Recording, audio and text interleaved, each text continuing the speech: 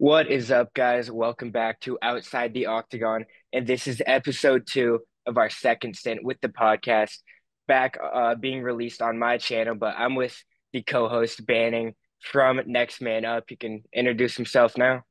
Yeah, pretty much everything you just said. That's me. We're glad to be back. Episode number two, and another great pay-per-view. So we'll just start off with a bang right now. Obviously getting to see the greatest pound for pound fighter in the world of all time. John Jones coming back and fighting against the greatest heavyweight of all time. This was probably the most hyped up matchup that we've seen within the past 30 years of the UFC. We all knew what was going to happen during this fight. We got the greatest of all time versus the greatest heavyweight, both clearly in their primes at this point. Stipe, very good English speaker as well. So there was a lot that went into this fight. So let's just start off. We knew what was going to happen. We knew John Jones was going to win this fight. The way that he won it, though, he won by KO. He got it done in the third round, a very nice shot. And basically, where there's three things that I want to talk about next. Who should he fight next? Is he 100% the GOAT? And what do we think about Stipe's retirement? So I'll kind of bounce over to you for those three things first. Yeah, so I guess I'll start with that, and then we can get into the fight as we go. But um, I'll start with this: is that Stipe did not look great at all. He looked pretty washed. He was retired for a reason. That's why, at least maybe we can talk about it later on. My pound for pound rankings do not change with that. Dana White already posted. Yeah. So he stays at They one, though. no. Um, yeah, Dana White wants him at one. He already posted he's furious that he's not one. I don't know how you can put him above Alex, who's fought like what, four times this year, three times, won every Yeah. single time. Either way, not very. I'm very impressed with his performance, but not the matchup. But I think obviously next. I know you feel maybe differently, but I think Aspinall is the next man up. I think it has to be. You pay Jones as much as you need to. He is the GOAT. I think it's getting closer to being undebatable now, but he's definitely up there in the convo no matter what you say. But Tom Aspinall is the man to beat. Jones is he's filling into that thicker frame now. I can't see him fighting at light heavyweight. I think Pereira is a bigger guy that would move up. But that being said, Jones is so big. I'd rather see him fight Aspinall. I really think that Jones would just put on some weight, get that stomach bigger, and just wrestle Pereira, and it would not be as fun as people would hope. I'd rather have a guaranteed fun matchup for the heavyweight belt because I believe Aspinall is being stripped of the interim belt now that Jones defended it. But um, I'm very excited for that matchup. And Tom Aspinall's done almost everything he possibly can to prove he's that guy right now. He wins almost all of his fights. His average fight time is 2 minutes. His total UFC fight time in the octagon is like maybe 12 minutes. It's not much at all. He's very exciting. And he's shown he can knock people out. He can finish people. So, in my opinion, it's without a doubt the next step for Jones. Yeah. So first off, I'll start talking about obviously the GOAT debate here. We got, is John Jones the greatest of all time? I do think he is, but I think the UFC is very comparable to the NBA. I would say in both aspects, I think there's really only three guys that you could argue for the greatest of all time. And I think within the UFC, if you said John Jones, Demetrius Johnson, or GSP, if you could give me an argument about those three guys. Outside of that, there's not really anyone else that I could really see. Anderson Silva, obviously very close, very good prime, but there's a bit of a downfall there. The other two guys that I mentioned, though, I think you could easily make an argument there as well. So no Khabib on there, unfortunately for Or you Kevin guys out Holland. there. Oh, well, Just yeah, missed it. but he's entered his prime right now. So give him a few Yeah. more. I'll be talking about him later. So yeah, I do think John Jones is the greatest of all time. The one thing about him is the only person that could ever beat him was himself. I mean, we've seen this throughout his whole entire career up to this point. And what do I think is next? I will come on here. I will 100% guarantee to you guys who he's fighting next. 100%. I'll place a bet on it, whatever you want to say. He is 100% fighting Tom Aspinall next year. I'm 1,000% confident that he's fighting him. I think this whole thing, he's really building it up. It's come to the point where he's the clear heel. Tom Aspinall is the baby face. They've built this up so much, and I do think it's going to happen. If you guys have been watching after the fact too, Aspinall had a meeting right after that at like 3 a.m. He went in, he talked to Hunter, he talked to Dana about it. I do think this fight's going to happen. I think they're going to give John Jones the money. People have been comparing it to the Ngannou situation that happened last time. I can see a little bit what they're talking about. We don't really know exactly what happened with that because there's a bunch of different viewpoints, but I do think Jones wants to fight again. He said he's going to. I do think he's going to fight Aspinall. And as of right now, I do think that he beats Aspinall. I know a lot of people are very excited about Aspinall and think he's a very good fighter. I do too. He's only gone to the second round once against Arlovsky, whenever that was, 3 years ago, I think almost 4 years ago to this point. And the thing about that is, like he said, he cut a promo on Jones. He said there's not really much tape out there that you can watch on me. And I do think that's a good thing, but I also think that's not a great thing either, because let's say this fight goes 5 rounds. Is Tom Aspinall going to be able to go 5 rounds? We don't know because he hasn't been able to make it out of that first round, obviously in a good way, knocking out all his opponents pretty quickly. But John Jones is a smart fighter. He's going to go into this and he's going to drag this fight out. He's not going to put himself in danger at all. He's going to go out there. He's going to wrestle. He's going to try to get this to go 3, 4, 5 rounds because I think he has the gas tank. And we've never seen Tom Aspinall in deep water, so we don't know what's going to happen. Obviously, a lot can change from now until then. But talking about the Pereira fight real quick, the way that he took down Stipe, I think he does that exactly the same to Pereira. I think he taps out Pereira. They're going to fight at heavyweight if they do fight. I would like to see it. If he beats Aspinall and then goes out and beats Pereira, I don't think there's any debate ever. I think that's probably the best that you could do at that point. But I can come on here. I'll guarantee you guys that he fights Tom Aspinall next year.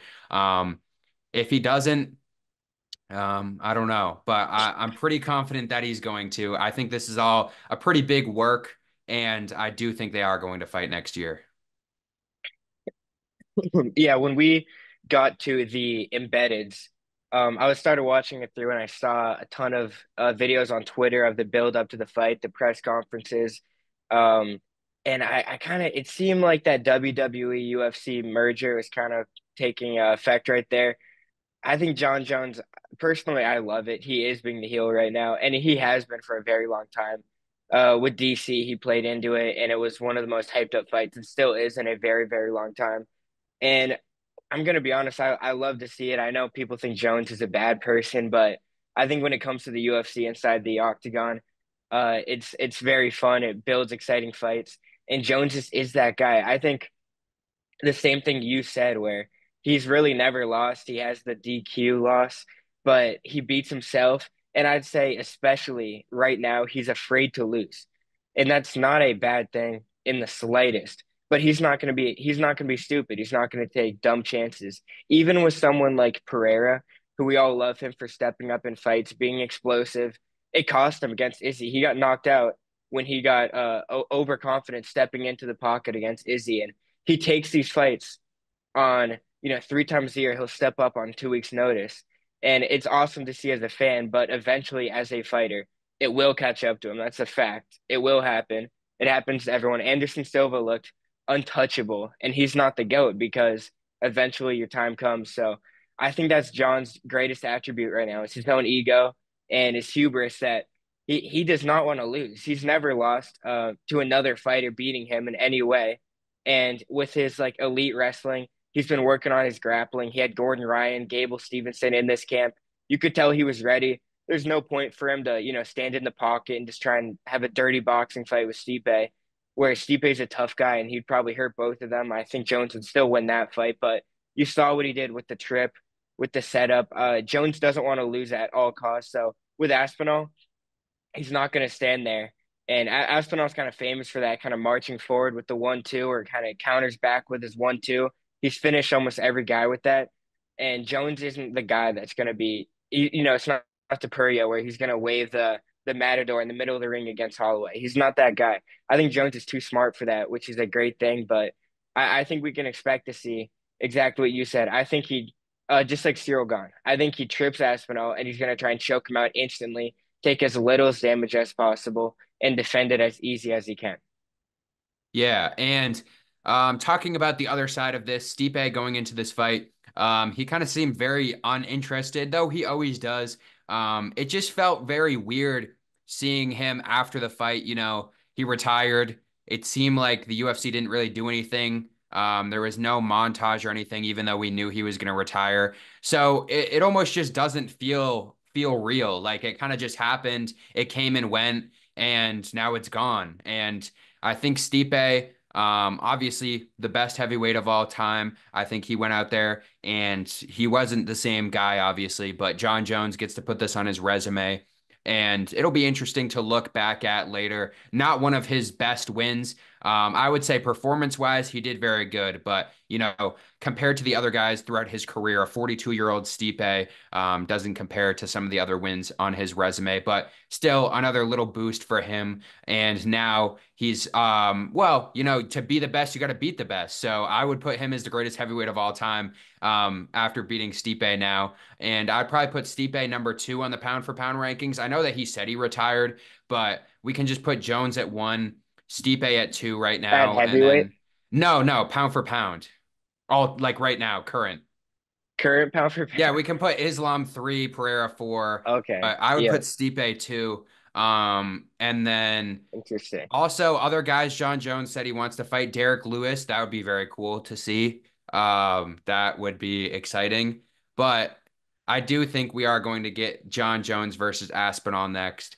And unfortunate end to Stipe's career, but I don't think it really hurts him too much in the end. I don't think anyone's going to look back and say that this really hindered his career. But next up, the co-main event that we saw Charles Oliveira versus Michael Chandler, his return. So let's talk about the fight overall and what do you think is next for both of these guys? I mean, what a fun fight and a fun rematch. Say what you want about Michael Chandler. He's 2-4 in the UFC, but he brings it on. Such an exciting fighter. I love watching him, even though he is dirty, almost every fight he's been in, but I feel like that kind of comes with it, with his wrestling background too. And he's such a short, little, stocky guy that he has very obvious flaws in his game, which is why he'll never be champion. It's a fact after that, especially. But uh, I just think looking at him, uh, I mean, the fight was so fun, but obviously he wasn't really close to winning that. He was finished by Charles, or sorry, he was finished by Charles in their first fight, and he was close to winning both of these fights. He had those moments where he had the knockdown on Charles. Charles gets dropped in every single fight he's in, and Chandler just couldn't finish him out. But he has the he I don't know if you guys could tell watching or if you could tell the fight. He did the exact same mistakes as the first fight. It seems like I was thinking maybe his coaches were telling him in the corner not to go like that full just like idiot mode he does every fight and just where he just throws overhands and just random things over and over again. I think there The was a point where Drickus. yeah, exactly. And I think there's a point in that fight where he should have been doing that when Oliveira dominated the first 3 rounds. But I don't know about you. I 100% had Chandler in that fight. I loved watching him, but he has the same flaws that will never make him champion. So in my mind, looking to the future, he's already 38. He just lost 2 years waiting for McGregor. So I love the McGregor call out, I'll be honest. That's the third time he's called him out. If we can ever get McGregor back, Chandler would be a banger. That'd be such a fun fight, no matter what happens. Someone's getting finished in that fight. But I think you got to step down now for Chandler. That elite violence level at lightweight of Oliveira, Gaethje, Poirier, the guys that Chandler's tried to compete with, and Charles, he's clearly not on their level. He's a step below. So in my mind, you call out McGregor, you hope for that big money fight. That would be a massive, massive fight. That would be so fun to watch, no matter what happens. I think Chandler could win that fight, frankly. His style of just swinging all out with no defense could work against McGregor.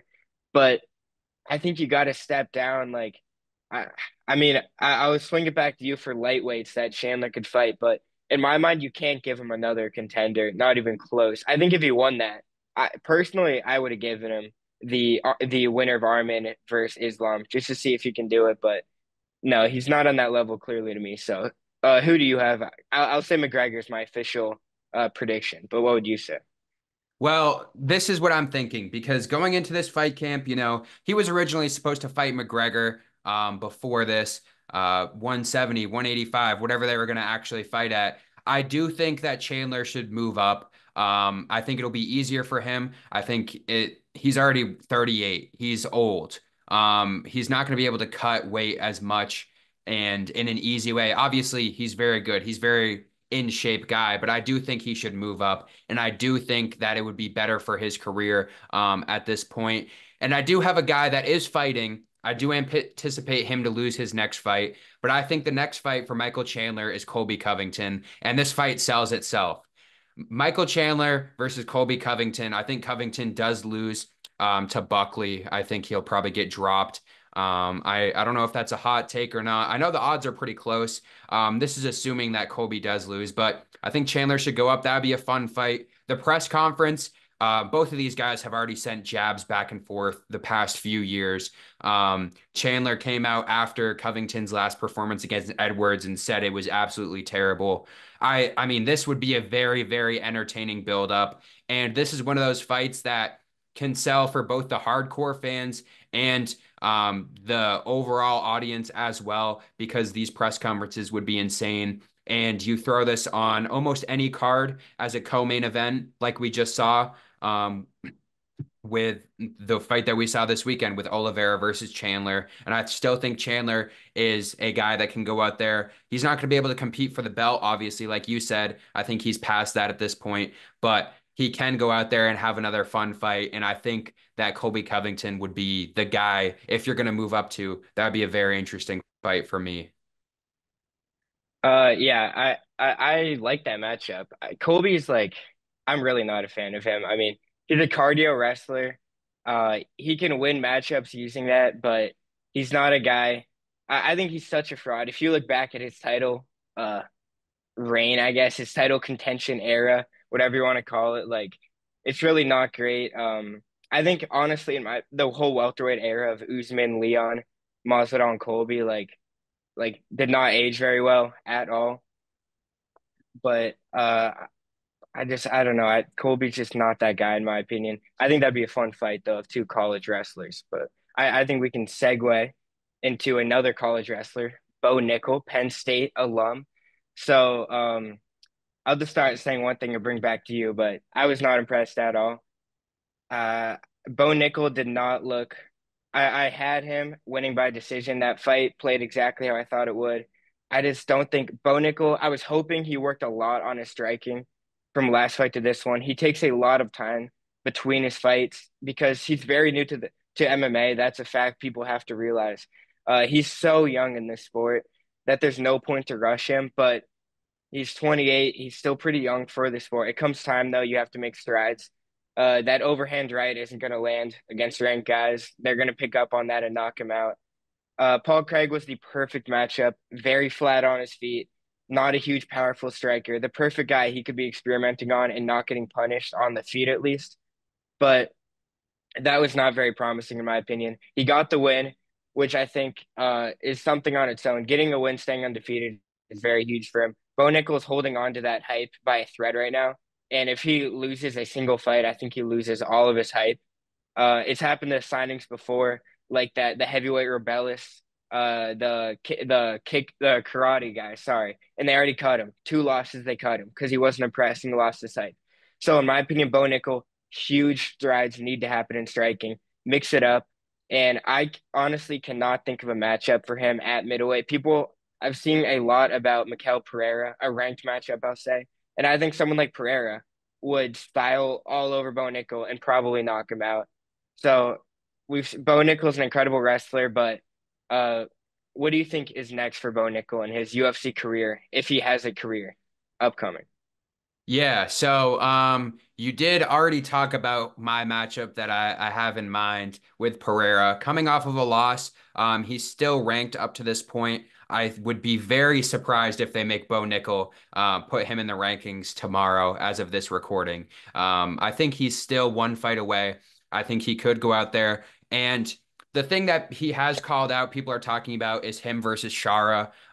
That would not go very well for him. And also, even in the chance that he could go out there and wrestle him the whole time, the UFC is not going to have two of their up and coming guys in the same division fight right now. That is not a smart move for the company at this point. Maybe when you have two guys, which we'll talk about later with Shavkat and Ian Gary, that's different. They're competing for the next opportunity for a title, but you're not going to put two guys who are vying to go and get on a run to go against each other at this point. I do think that Pereira fight would be interesting for him. I have seen some people talk about maybe Jack Hermanson. That would be a little more step up in competition. I think Nickel went out there and he did exactly what people didn't want him to do, but they wanted him to do. People wanted to see him go out there and strike.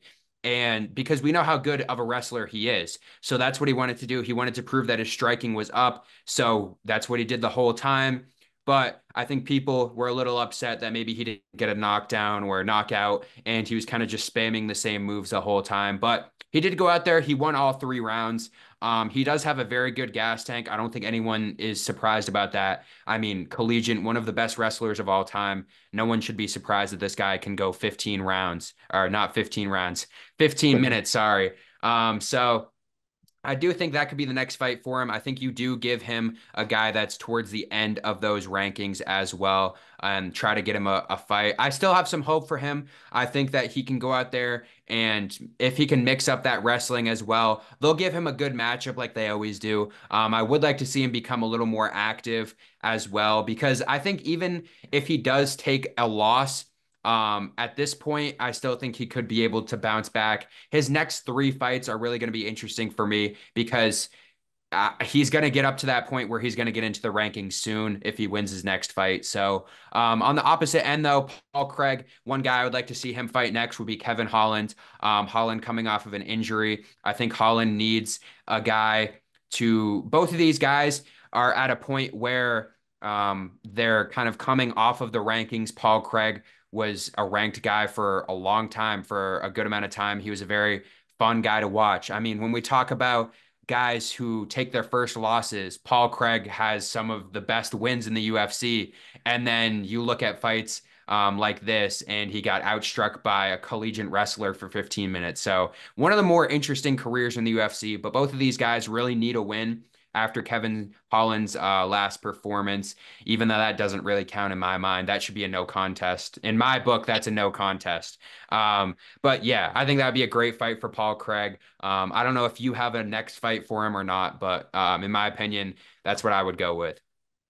Yeah, and I'll go back to this where Paul Craig was you mentioned it, perennially a ranked guy, and he was one of the best, like one of those gatekeepers, kind of like Gerald Mearshart, where he was taking O's. Jamal Hill, Magomed Ankalaev, he was beating these guys who had never been beaten, and he was kind of fraud checking guys, and that's why I think you can't look at it too negatively because Bo Nickel did win the fight, and I kind of see what he's saying afterward, where he's happy. I think the game plan was to do exactly what he did. I really do at this point. I think he just wanted to win the fight in front of Trump, do the little celebration after. I think he was too focused on that, maybe. But yeah, so it's not too disappointing, but the name I had, you mentioned him earlier, was Jack Hermanson. Another guy I love at middleweight is Joe Pyfer, who's a very hard hitter, body bags, and he got fraud checked. Jack Hermanson's a guy that slows down the game, and if you're one of these guys known for an explosive martial art like Bo Nichols wrestling, Joe Pyfer's power punching, hard hitting traits, he can slow that down. He can stifle that and kind of bring it down to a base level. And I think that's what Bo Nickel needs. He can have a wrestling match with Hermanson. He can test himself, and it's a ranked matchup. So I think that's the perfect one because when you look at the bottom of the middleweight division, yeah, guys like Shara, Mikel Pereira, like I just don't think Bo Nickel can strike with that. I don't think he's even on their level remotely right now in terms of striking.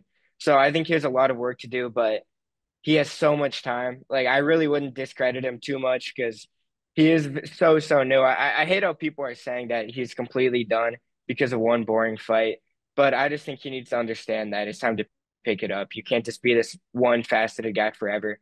But I'll say, yeah, Paul Craig is one of my favorite fighters, favorite middleweights. He was ranked for a very long time. So I mean, it's tough for him because I his grappling is really what he's best at, but he shows off like he's pretty bad and slow at striking, but he has great kicks. So I would like maybe someone like Roman Dolidze, even honest, I know Paul Craig's coming off a loss. If we're giving ranked guys, like someone like Paulo Costa, where their stock is so far down, I'd like to see something like that because Paulo Costa, a few years ago, was one of the brightest prospects in the UFC. People love him, but he just has not impressed at all recently. So that's what I would say. And then Kevin Holland on his title run, I think Paul Craig would be a perfect guy to be added to that resume when he's, the eventual middleweight champion. So Exactly, by the end of next year. One yeah, thing I do want to talk about quickly is this is eerily similar to, I think, last year, almost the same exact time when Paddy Pimblett went 3 rounds with Tony Ferguson. I think this really reminds me of that because people are like, oh, Paddy Pimblett, this guy that's supposed to be the next up, he's supposed to be breaking into the rankings. He's supposed to be a title contender, whatever you want to say. He's the guy that's been hyped up by the UFC.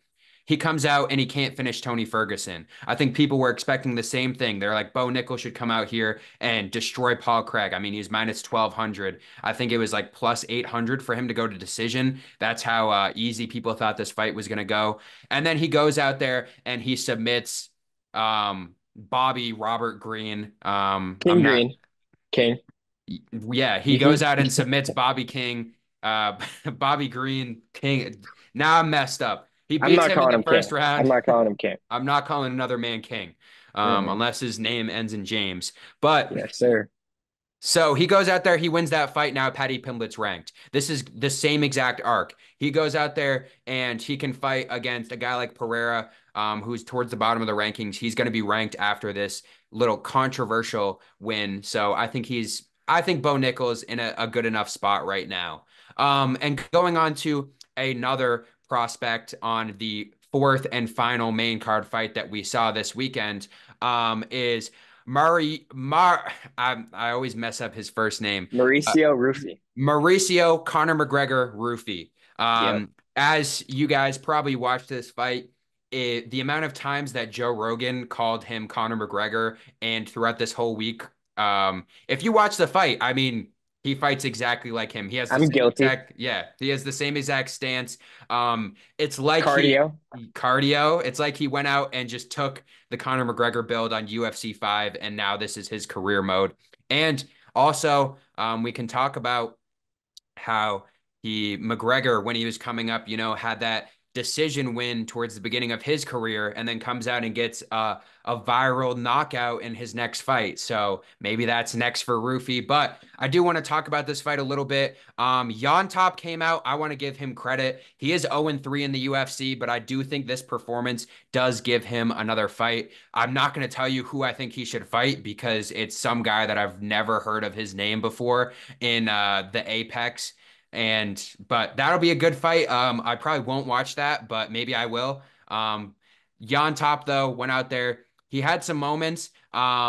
Would he be cut by the UFC? Would I be surprised if that happened? No. He's missed weight in 2 of his 3 fights and he's lost all 3, but he did look pretty strong out there. Joe Rogan said that this guy has a very bright future. I don't think he really knows the circumstances of how Jan Top might be cut tomorrow, but I do think give him one more shot, and if he loses, obviously you can cut him. But yeah, Rufy went out there. I know some people were a little disappointed. He's still obviously very far away from getting to those rankings, but give him a few more fights and he can work his way up. Yeah, and I mean, Yon Top has a Uzi tattooed right below his eye, so I hope the man does not get cut. This might be his last chance. But yeah, I'd say the same things. And these fighting nerds are known for their finishes, for their bonuses.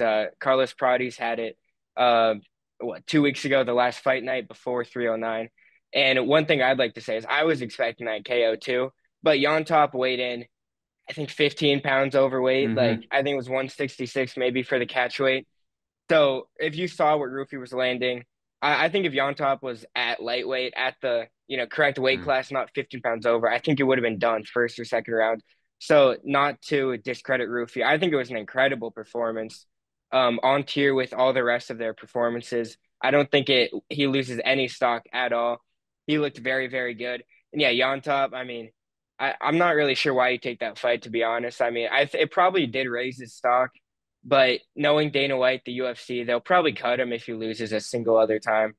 So yeah, he's got to be at the apex against some random unranked guy that they can feed him that he can hopefully beat. But yeah, I think the weight change was a huge thing. He looked so big in there. He looked like he had 15 pounds on Rufi Yeah, at he the was time just of the fight. massive. Yeah, and the shots that Rufi landed were hitting very, very hard, and I 100% would have dropped someone a little bit lighter. But Rufi looked incredible. Yeah, he had the same cardio as the young McGregor. He did look pretty tired at the end, but he does have that karate stance, that wide base. He's definitely looked at him as inspiration, at least a little bit, without knowing it. But Yeah, a little bit of KSI too, I would say. nah, that's for another day, maybe. But for more realistic fighters, not YouTubers, but Mm. yeah, Rufy like maybe he can fight KSI. Maybe Yontop will fight KSI in the Apex next fight. Or Um, Pineda. yeah, oh, don't get me started. But But what's next for Roofy? yeah, so Rufy, I think when you look at these the fighting nerds, like Baralho's stock is up so high. He's the eighth ranked middleweight. Prades, I think, is at 14 or 15 in the rankings now. I believe I he's in think now. Boralo's he's got that almost number one contender fight next, pretty much. Yeah, yeah, I agree. And then Prades is ranked, I think he's 13, 14 around there. And then Gene Silva is also, his stock's in a very heavy division too. So they'll be on their way up. But I think you give him a ranked opponent, honestly. I think when you look at it seems like the UFC's turning a leaf right now with their new era. Like when guys like Shara I was surprised to see Shara ranked. That was an incredible fight. And I love what they're doing where when you have a double spinning back fist KO, like boom, you're ranked. You're bottom of the rankings, but you get that ranking.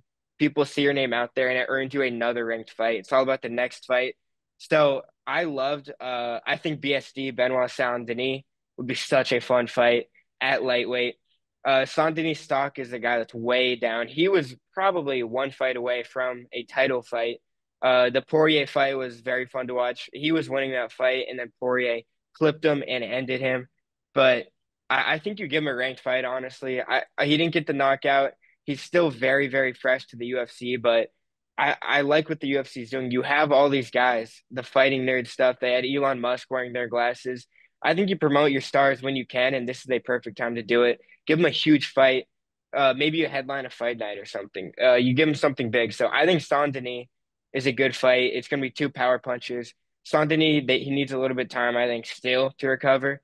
So maybe this summer you do, or this spring you do Rufy Saint Denis. But do you have anything in mind for Rufy? Yeah, so I'm going a very big opposite direction from you. I do think that he does need at least one or two more fights before he gets that ranked fight. This was only his second fight in the UFC, so I do want to build him up a little bit more. But I am going to give him a guy that's not ranked but has a big enough name in Terrence McKinney, a guy that could give him a little bit of a tough challenge, but also a guy that he could knock out if he wanted to. Coming off of back-to-back losses for McKinney. And I think honestly, if you throw him in there, McKinney could go out there and work his way back into the rankings if he wanted to, if he goes out there and wins. But I do think this is a good fight, kind of a bridge before that ranked fight. And I mean, on both ends, I think either guy could go out there and land a shot to get it done. And I think that's what you could build this fight up to be. I do think that he's kind of the farthest behind, but he's also one of the younger guys in the group right now. So not really too much to worry about if you're Roofy right now at 28 years old. But I would build him up a little bit more. McKinney has a big enough name where you can throw that on an Apex main event. And I know they're kind of going away from the Apex. So maybe go out there. And if they do, whenever they do a Brazil card next year, I think they're usually around the beginning of the year. I think that would be a good fight. Last year, I guess this year we saw that. I believe it was 301. 301, 301. Definitely one of the cards this year that happened. So I would put it on that fight. I mean, at this point, if they do Brazil within that point of the year, you could have most of the guys within the fighting nerds at that point. And I think Roofy versus McKinney would be a great fight to add on to there. Yeah, I think that would end with McKinney getting Ben Askren within 4 or 5 seconds. That would probably be close to the UFC knockout. I love that is Kevin Holland's boy, but Terrence McKinney, he needs some patience. I think he got that fresh feeling off that fast KO from I think it was Matt Frivola was his fastest, and then he's been getting finished like first round every fight. But yeah, I like that, and I like your idea. I think that's a genius idea. If they go back to Brazil, they should have all the fighting nerds. Honestly, maybe you have Baralho. If maybe even it's a fight night with Baralho headlining it, but that would be very fun and probably in time at the start of the year for all of them to fight on. And I mean, like I said before, McGregor's second fight against Holloway goes to decision and then comes out and gets that first round knockout in the next fight. So we might see Mr. McGregor Roofy come out here and continue that path. And that means Yon Top becomes Max Holloway in the future. So don't sell your James Yon Top rookie cards if you guys have any out there. Um, so speaking of UFC fight nights, coming up this weekend, we have another one in what could be close to a number one contender fight, at least getting a guy that's pretty close to become a number one contender between Figueiredo and Piotr Jan. I know that for both of these guys, they're going out here, obviously trying to get that win, trying to make a big statement overseas.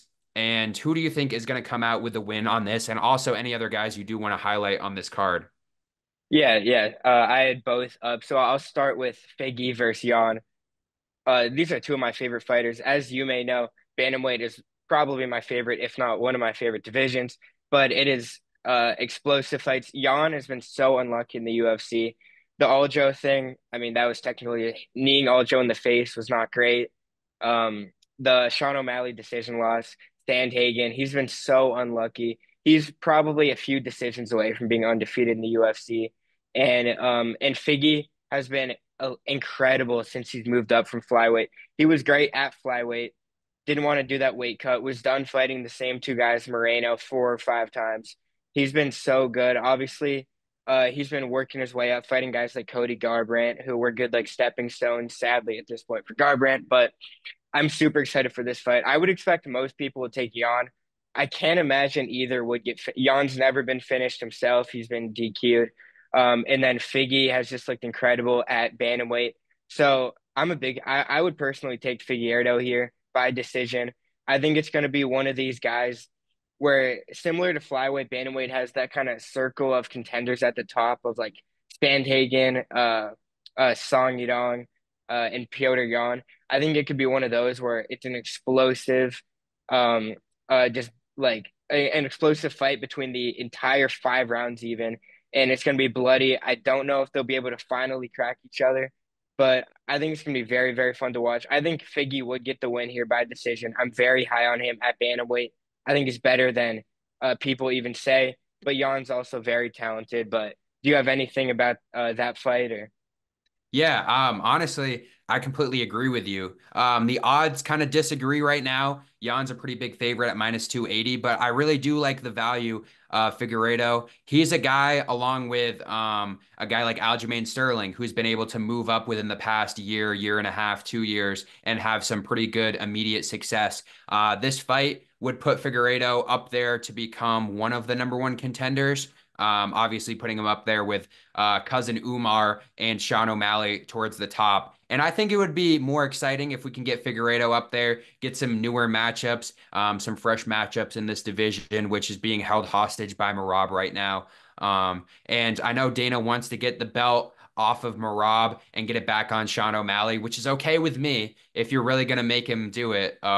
So we'll see if that fight actually happens between Sean and Marab. But if not, I mean, the opportunities, but if Figueiredo comes out here and wins would be great. I could obviously see Jan winning. I think this is going to be a great fight. Like you said, I would be surprised if either one of these guys does get finished since both of them obviously have a big history. I'm also very excited to watch Tabitha Ricci this weekend. Another great fighter as well. And some other people on this card, that I'm very excited about. We get Carlos Alberg coming out here, maybe having another primetime finish and going out there and making his way up the rankings again. He could move up into the top 8, top 7. Wang Kong coming out here, one of the better flyweight women's unranked fighters at this point. And some other guys. It's good to see that they actually do have fighters coming out here and representing the area well, because sometimes we do get cards where they go overseas and don't have fighters from those areas. So it's good to see that there's a bunch of Chinese fighters, South Korea. We got Mongolia on here as well. So it's great to see that. Unfortunately, I do think that I will be missing this card as it is 6 in the morning on the Eastern time zone, but I will make sure to go back and watch all these fights after. Yeah, I mean, in my mind, if you're not watching Zhao Kan Fang versus Ming Shi at 6 a.m., you're not a real fan. But I Like, would say I actually am excited for this card. Not just Jan and Figueroa, but also the other Jan Xiaonan versus Richie will be a good fight. I think Richie's actually a little outmatched there. I think they're pushing her a little much, maybe because of her looks. But going down the card, Wang Kong is very, very good. She is legit. She has passed with some of these top contenders, Chinese contenders, in the UFC through her kickboxing career. And so she's very talented. Her first UFC win was very impressive. I think she could easily be one of the top contenders right now. So her eventually moving her way up, expect a knockout there. Carlos Ulberg's return. He's been injured, pulled out of like 4 or 5 fights, whether it's his fault or the other guy. He's finally back. And then I think the prospect of the card is going to be Lone Air Kavanaugh at the bottom. He was the Cage Warriors champion. He's a he already had his first fight against Ontu Ho at the DWCS. He looks incredible. I watched him through Cage Warriors. He is very, very good. He's already building up his hype. And I think this is a setup fight for him. Ochoa is a decent flyweight, but middling prospect. But Kavanaugh is an incredible prospect, very young. He looks very driven. If you ever want a prospect to watch on this card or a fight, watch Kavanaugh versus Ochoa. I think that will be a banger with Kavanaugh winning it by knockout. And he's a guy in 2 or 3 years, I believe, will be a ranked flyweight competing for the belt. yeah, and speaking of Asia, UFC 310, headlined by Kai Asakura versus the reigning defending champion Alexandre Pantoja. We have a new fight to talk about here as well. As you guys know, we do record these after the conclusion of the pay-per-view, so we are going to preview this one a little bit. It is about a month away, but it is shaping up to be one of the better cards this year, and we've been very spoiled this year with some very great cards overall.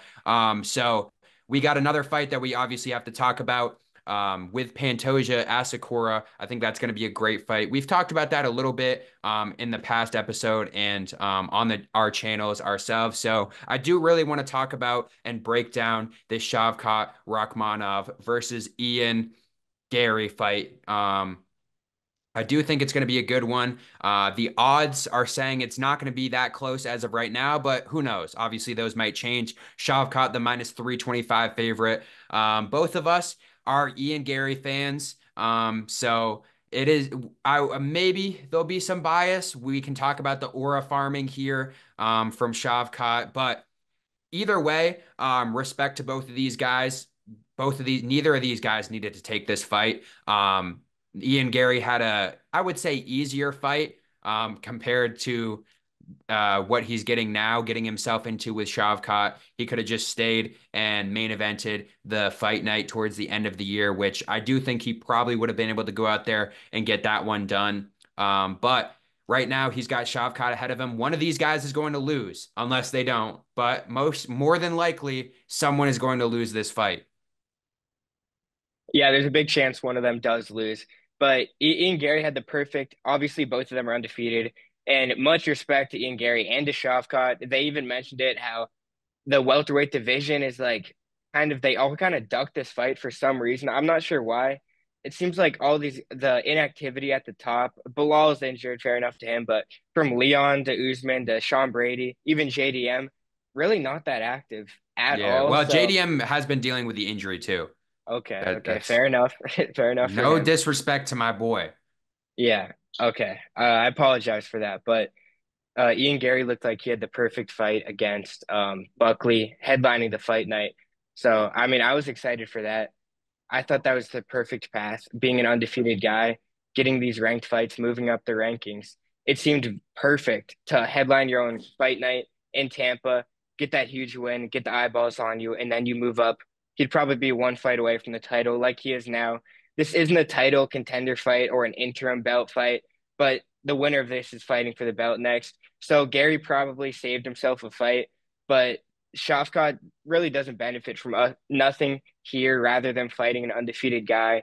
Um, so this will be a very fun fight between two undefeated guys, very different styles, completely different. And I'll say this as yeah, an Ian Gary fan, he's got to work on that wrestling. He already said he's been training very hard for Buckley to with a hard power puncher who's not really going to try to wrestle him. Shavkat's the complete opposite, very tactical, very clean and just calculated. He doesn't make mistakes often, so even against like MVP, who's a terrible wrestler, Gary did not look good wrestling. So he needs to work on that. But I don't hate Gary's. Am I reading? I think I'm seeing right now Gary's the favorite. Which That's the yeah, the UFC website's not right. okay, I was gonna say I thought for That's not sure he true. was a That's not true. yeah. Okay, I was gonna say, but yeah, I was about to say I like Gary as the underdog here. He's not the favorite. He won't be the favorite, but this will be a very fun fight. And honestly, I haven't made up my mind in this or the main event on who's gonna win.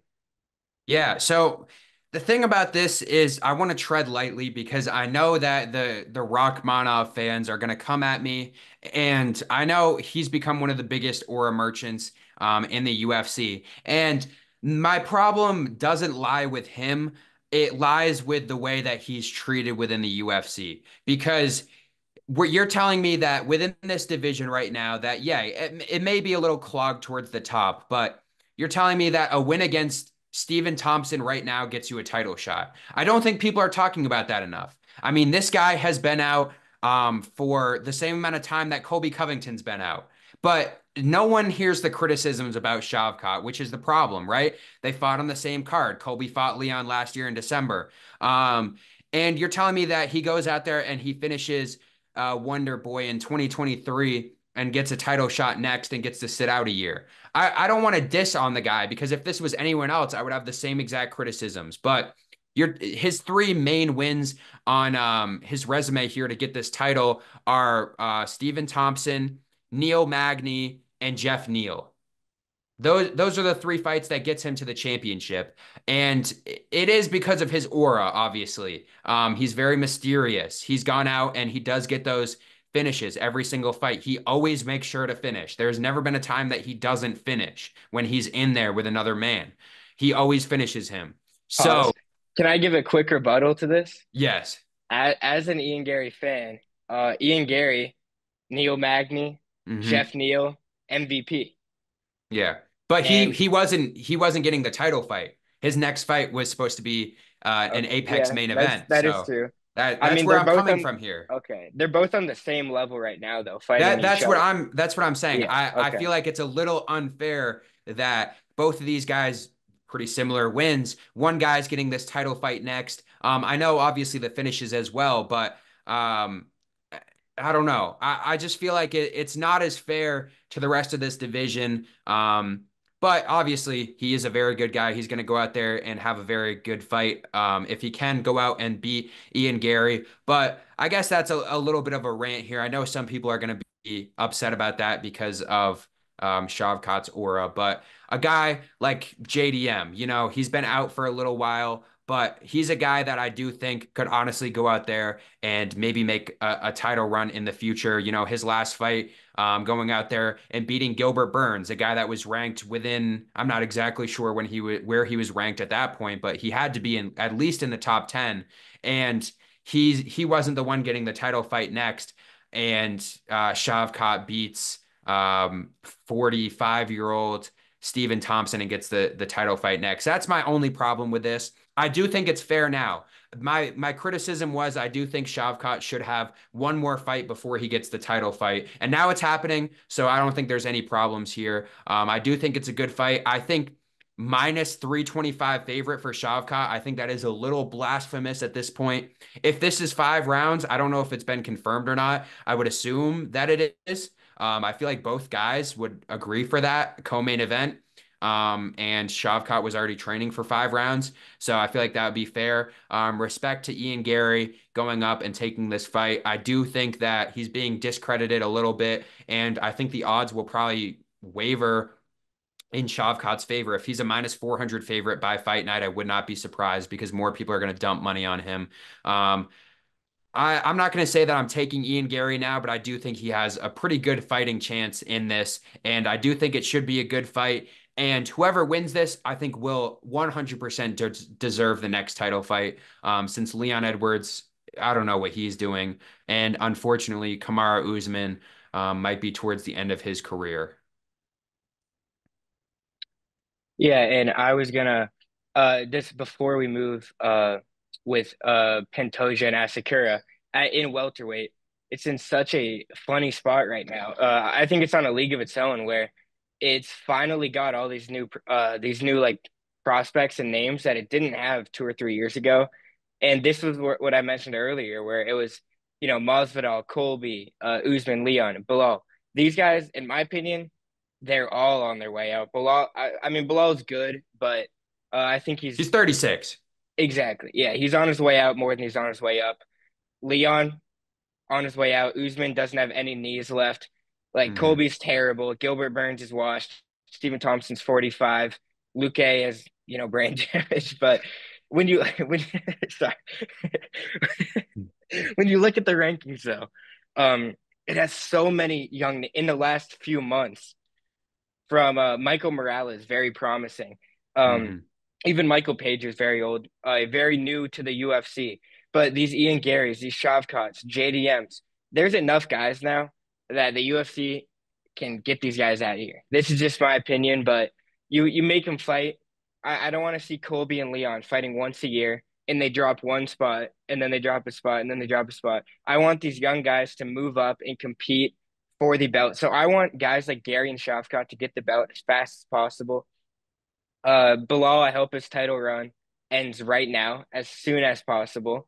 But if he's going to be that guy, I think when it comes down to the rest of the division, the time is now. Like Hunter Campbell, Dana White, like book these guys, give them fights. When you look at the division, it has more names, more young guys in the rankings than most of the divisions do right now.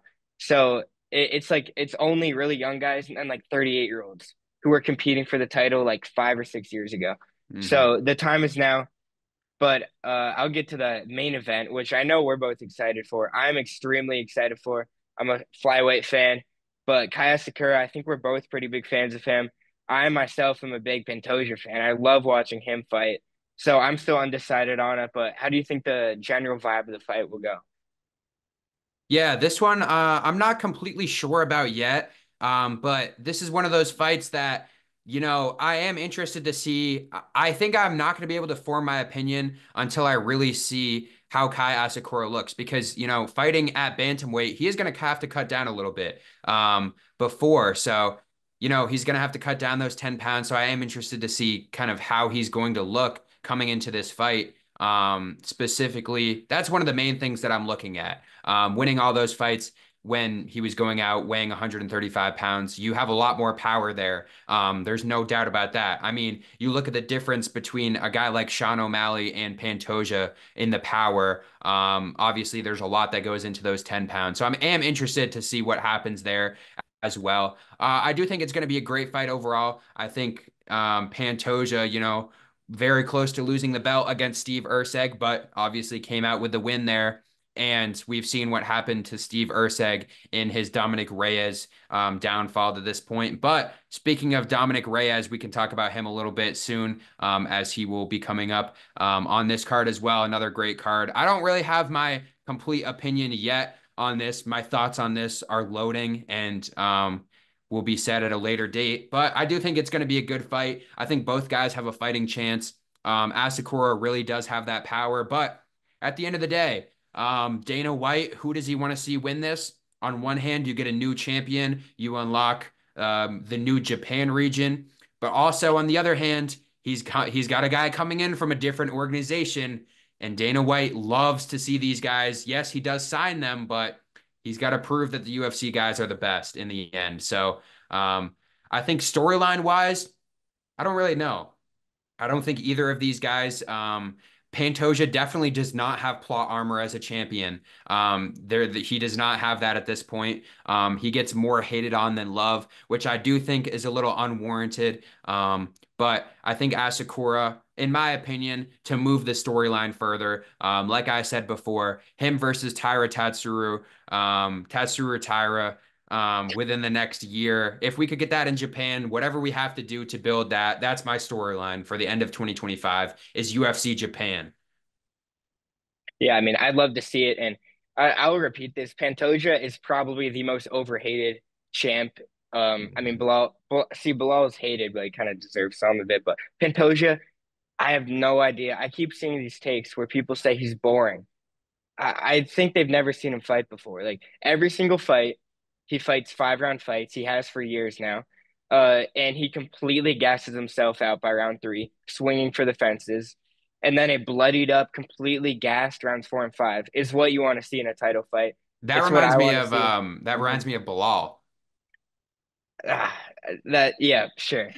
That hurts that you just said that, but Pantoja is so fun to watch, and he's not. This is people say styles make fights. Asakura is one of those guys where he's very calculated. By the Ryzen rules, if you watch him fight, he loves his knees to the head on the ground, his soccer kicks. He likes to get guys where he wants them, and that's where he does all his damage. Pantoja's the complete opposite. He makes mistakes positionally all the time. Urseg lost the fight against him because of a simple mistake. But Pantoja likes to swing from any spot, any position. He doesn't care. And so he's going to be a risk taker. I don't think he'll change for Asakura. I don't think he cares. But this will be another very fun fight. And I completely agree with you. He has no plot armor. I don't think they care about him at all. Dana obviously doesn't even care about flyweight. But this is another huge fight for Pantoja. Right now, he's my number 10 ranked pound for pound guy. He hasn't lost in a few years now. He's been defending this belt. If he defends against Asakura, that's a very impressive win. But I'd like to see Asakura win or lose, stay in the UFC at flyweight. If he doesn't move up to bantamweight, obviously, but fighting for these top guys, where I think it could bring a completely new life to this division where at one time it was just the same guys fighting and Dana was about to cut the whole thing. Yeah, talking about other fights on this card as well, we have the returning Cyril Gane, getting his yearly fight in here against Volkov. This is another interesting fight, because we really have the future of this division on the line. The heavyweight division is really holding on by a thread, which is interesting to think about because on one end, you have what would be the biggest fight in the UFC to make right now between Aspinall and John Jones. But then on the other end, you have Tai Tuivasa ranked when we both thought that he was going to be cut by the UFC. I still love him, obviously. Other guys that you have ranked at this point, guys like Waldo Cortez Acosta. Um, There you go. we get these guys fighting the random almost 300-pound heavyweights fighting every single week in the Apex. I mean, we had Chris Barnett come out in his return and injure himself before the fight even starts. The heavyweight division is in a really bad Ugh. spot, but we also have the chance to make the best fight in the UFC and the one that everyone's waiting for. Cyril Gane is the number 2 ranked guy in the heavyweight division, which just shows how cooked this division might be right now because he's coming off of a loss against John Jones last March, and he's still ranked number 2. And before that, to get the title fight, he beat Tai Tuivasa. And since then, Tuivasa's been active, but clearly it's not been a good ride for him. But either way, I mean, the winner of this, um, basically there's 2 scenarios. If Jones doesn't fight Aspinall, the winner of this fights Aspinall for the belt. Either way, I think the winner of this does fight the winner of Jones versus Aspinall, and they'll probably sit out for a while. I am a little excited about this because I still think Cyril Gane could be interesting. I think he's a guy that is pretty intriguing. Obviously, he has a big pull when they go over to France, Volkov, obviously, a guy that can just go out there and absolutely destroy Gon. I mean, we don't know what Gon's going to look like after a year and a half away after that loss, longer than that at this point. So that'll be an interesting one as well. Do you have any thoughts about this one? Yeah, and I'll start off by saying this with the heavyweight division. There's legit like probably six guys that are talented heavyweights right now that can compete. It's a little ridiculous.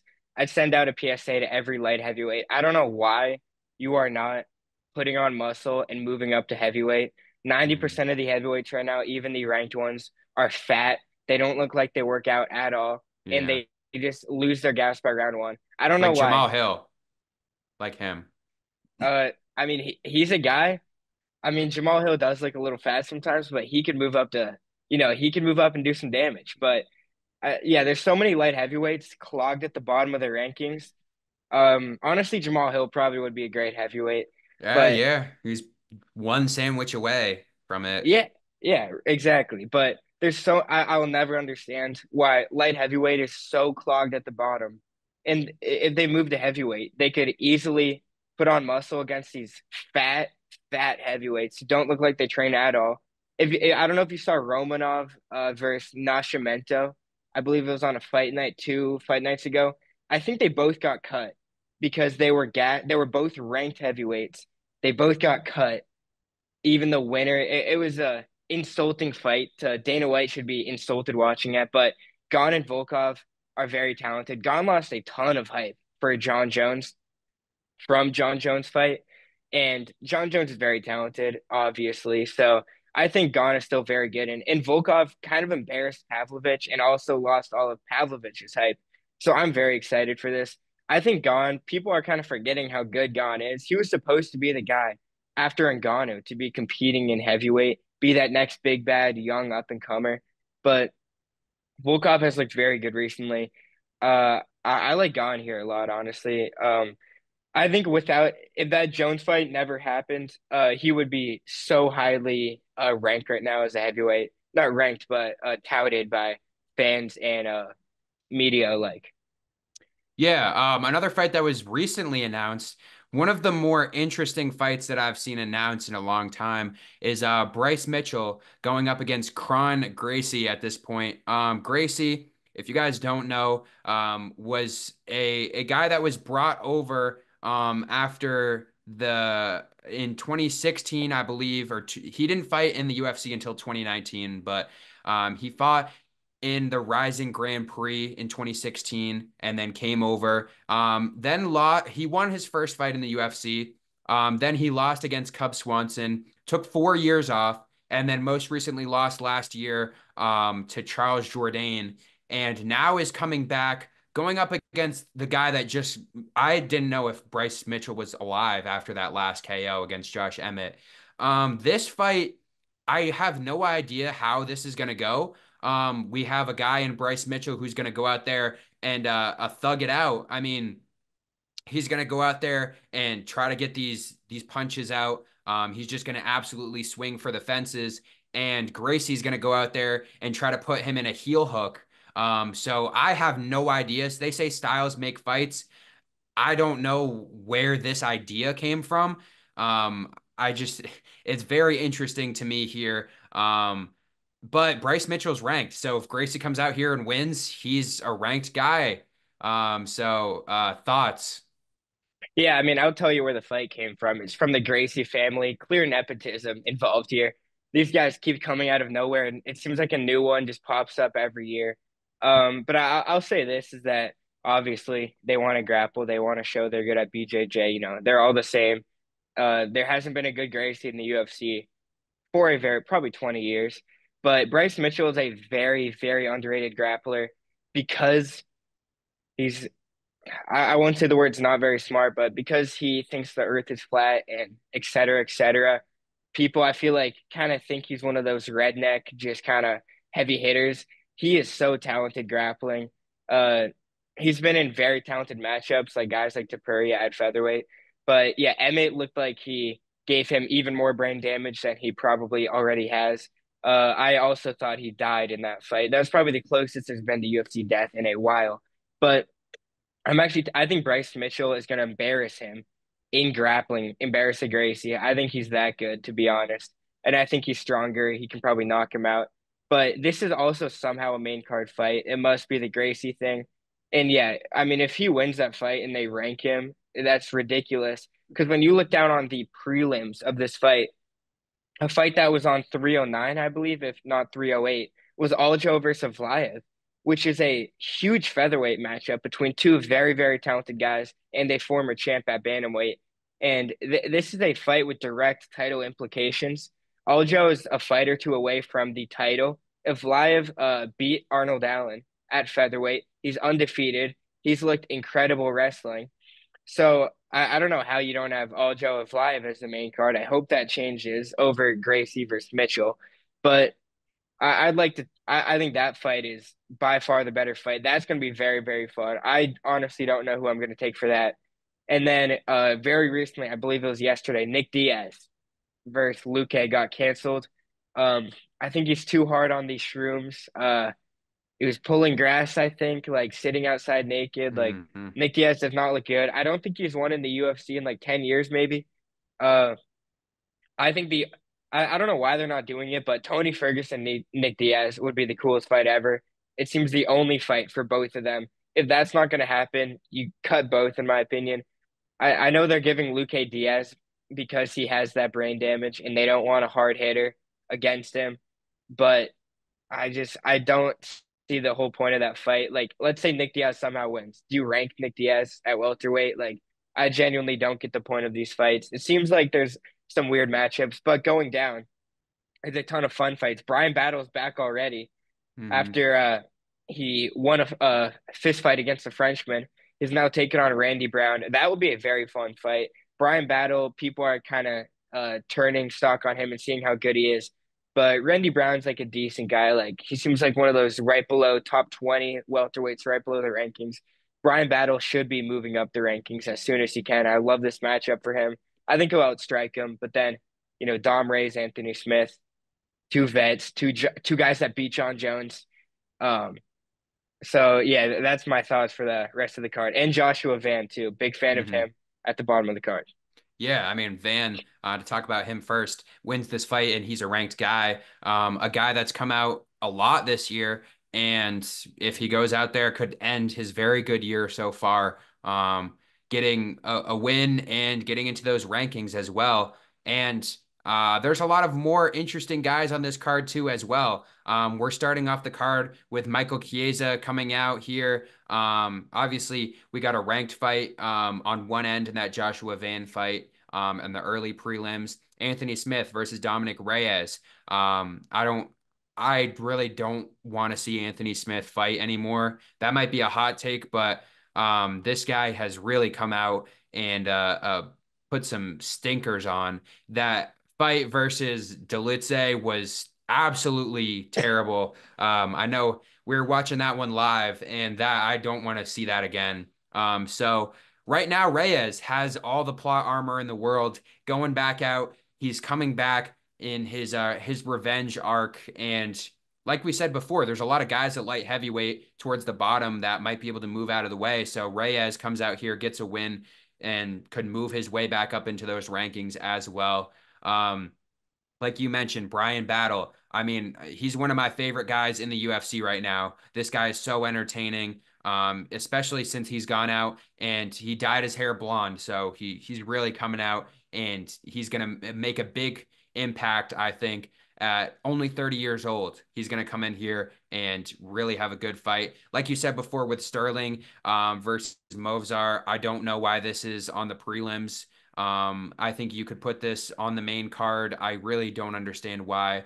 You could put that above the Bryce Mitchell fight or the Doo Ho Choi fight. Either one, honestly. I would put this up there. I don't know why it's not on there. Like you said, Vicente Luque with a new opponent, Nick Diaz. I don't know what's going on with him. There's a lot going on there, but a very good card, one of the better cards that we'll see this year. Obviously, we got a while until then, about a month now. So, with that being said, if there's any other closing thoughts you have about any cards coming up in the future as well. Yeah, I was just gonna say, so obviously you will see us again, uh, right after UFC 310, where all these predictions, um, we're gonna see Nick Diaz back in the rankings. It's gonna be huge. Hmm. So you'll see us after UFC 310, and they announced their next cards coming up. 311 might be Arman Islam, in Hmm. LA, and then 312 it looks like to be in Australia. So it could be DDP, who knows? Hmm. But a ton of fun fights coming up. And yeah, so you'll see us after UFC 310. And just make sure like you guys can comment down below about our picks, upcoming fights, anything you want us to talk about. And we'd love to do that as upcoming segments on the show. Yeah. Thank you guys for another great episode. I know these have been pretty long, but I think for the guys watching this, I'm assuming if you're watching a UFC podcast, you guys want to hear us talking, like actually going into depth about this stuff. So hopefully you guys, if you've got to this point, comment the duck emoji. And we'll see you guys in the next episode towards December, and see you then. Yeah.